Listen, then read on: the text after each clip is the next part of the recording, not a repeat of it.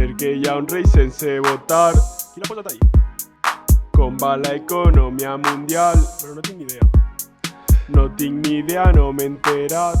Bueno, pues, hola a tots, benvinguts a Bro No Tinc Ni Idea. Este es el primer capítol, jo soc Joan Asensi i és Manel Alfonso. Hola. I, bueno, benvinguts al nostre projecte. Este va ser un podcast en el que anem a explicar-vos coses que no teniu per què saber, però deuríeu saber-ho. I, a lo millor no vos interessa, però per això estem nosaltres, no? Lo primer que he de dir, perquè segur que se li va olvidar al meu company, no estem en l'escenari habitual, ¿vale? Segurament no gravem sempre així. Bueno, segurament no, la idea és no gravar sempre així, avui no s'ho ha deixat, però li donem moltes gràcies al que ens ho ha deixat, que m'ho introduït tal.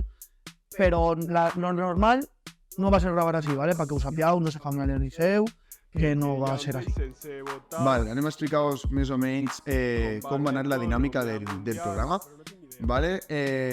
Bàsicament anem a tindre a una persona que sap molt del tema que anirem a parlar, avui és economia. Després anem a tindre a una altra persona que ens intentarà traduir, no? O explicar el que és. I després ja vosaltres ens podreu preguntar per xarxes, com ja us heu preguntat alguna volta, els dubtes que tingueu. Per cert, jo per lo menos molta idea d'economia no tinc, La veritat, esperem que no us ho expliquem bé. Si no, ja Manel també s'enterarà una miqueta de com. Sí, però bueno, també t'he dit que jo em va de que sap i no sé. Bueno, ara, primer que res, anem a anar en els convidats i en el convidat d'avui.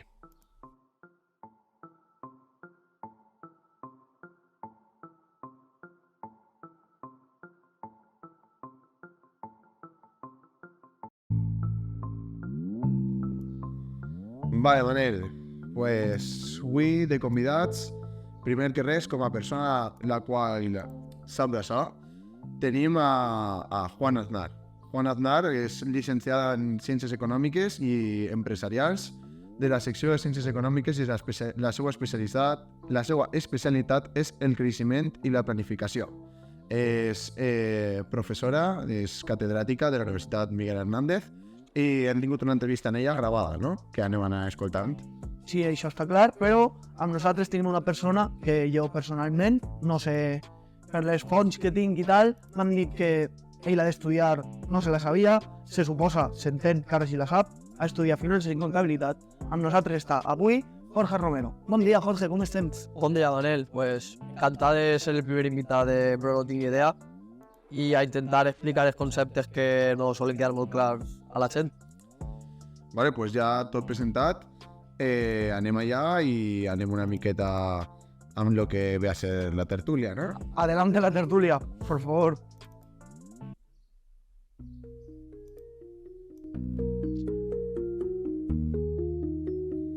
Anem a la tertulieta. Vale, pues anem a la tertúlia. Primer que res, anem a veure de què parlem, vale? La primera cosa de la qual anem a parlar va ser d'un concepte que no sé si vos sona, suposo que al nostre convidat sí. Anem a parlar de lo que és el PIB. Tu saps Què és? Què és el PIB? No, jo la veritat que no sé. Bueno, a veure, no sé el que és. Me ho han dit en classe d'economia en quart de l'ESO. I ja no me'n recordo molt. I tu per què has tipus d'economia? Perquè com vingui alguna persona així que hagi estudiat el batxiller científic, Me pareix a mi que plim. segur que no té res. Bueno, anem a veure què ens diu Juana sobre el que és el PIB.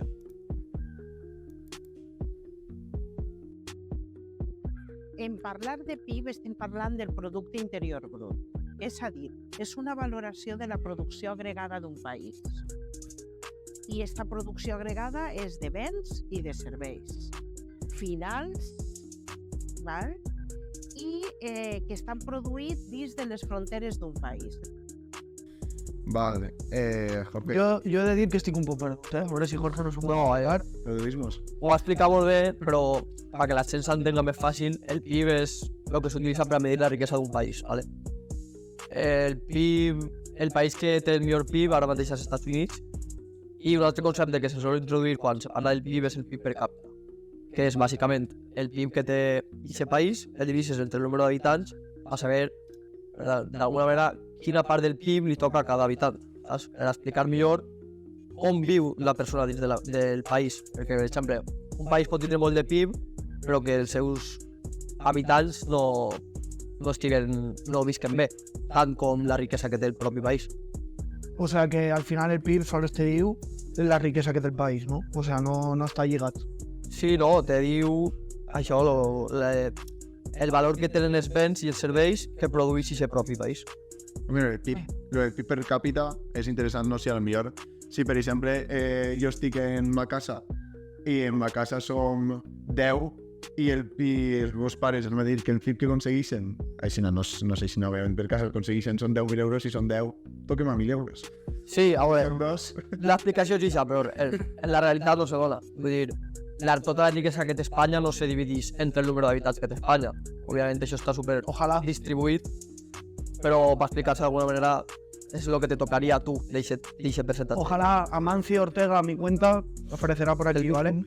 Però sí, seria entre tots, seria com quasi anamos al comunisme. Sí, te dirien tot el mateix. Bàsicament, Sempre se pueden cambiar a Andorra.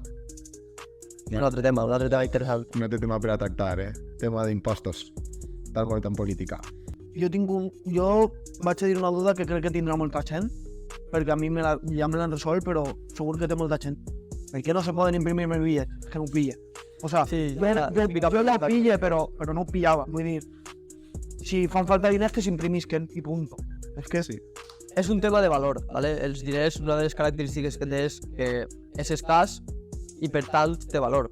Vull dir, si entre els tres que som tenim una botella d'aigua, la botella d'aigua és preciar, però si tenim entre els tres 20 botelles d'aigua, no va tindre el mateix valor aquesta botella d'aigua que si tens 20 botelles. No sé si ha quedat clar, perquè això és una pregunta que es fa molta gent, però a veure si ho he pillat. En poques paraules. Que quants més bitllets n'hi hagi, més valdran les coses. això va lligat en la devaluació de la moneda, perquè si tu fas molta abundància en els bitllets, el valor va a ser menor. Entonces la teva moneda se va a depreciar y vas a poder comprar menos cosas que si no hagués imprimes expresses bitllets. Està clar. Bàsicament que quan més diners n'hi ha gent, com n'hi ha més, o sigui, El valor és correcte. Quan un bé és més escàs, té més valor. perfecte. Anem a... Això, bàsicament, ja acabem d'explicar la inflació, ja mos hem botat un tema i tot, o sigui que, lujo. Quin convidat tenim, A mi el convidat m'agrada, la veritat. Jo No, però jo apoyo de la que sap, de Juana. Sí. jo me pensaria moltes coses del convidat. Vale, anem ja en el que va ser l'últim dels conceptes que va intentar explicar-nos Juana, ¿vale? És el precariado. Val? Juntant les paraules de precarietat i proletariat. I què se fa referència? Pues se fa referència bàsicament a persones que estan treballant a temps complet, però que en el sou que reben pues, arriben a final de mes d'aquella manera. Vale, el precariado, que això ve alrededor de lo que és un empleo precario i tal. Bàsicament, crec que més o menys sí que tenim una idea tots, que jo crec que... Sí, això és prou intuitiu. Sí. Treballar en un moment i cobrar poc. Treballar molt i cobrar poc, treballar en condicions que fiquen en perill la teva salut, també pot ser un treball precari, vull dir, pots cobrar, jo què sé, 2.000 euros per fer algo que aparentment no genera els 2.000 euros, però, claro, te l'estàs jugant, jo què sé, treballes en una grua a X metres d'altura, doncs això, vaja, el meu punt de vista pot ser dins de precarietat si no tens la seguretat necessària. Un consell molt simple. Xics, No busqueu treballs precaris. treballeu poc I cobreu. i guanyeu molt. I que no se us oblide, qui no plora no mama. I també això ja anirà més cap a si fiqueu el tema política, però s'està pensant reduir la jornada laboral a 4 dies per alguna manera augmentar la productivitat, però bueno, això ja no me fique perquè no soc expert. Jo crec Keynes millor que no vinga.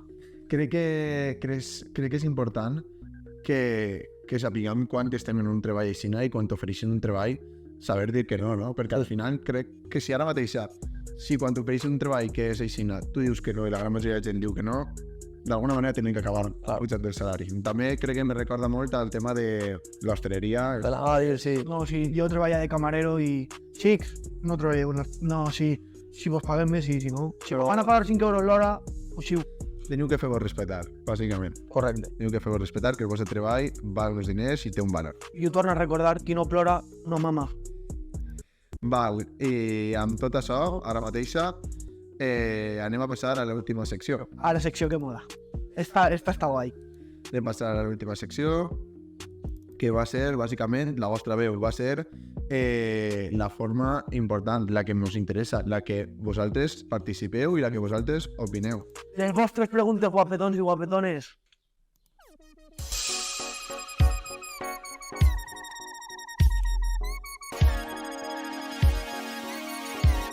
Les preguntes de Bro no tinc ni idea.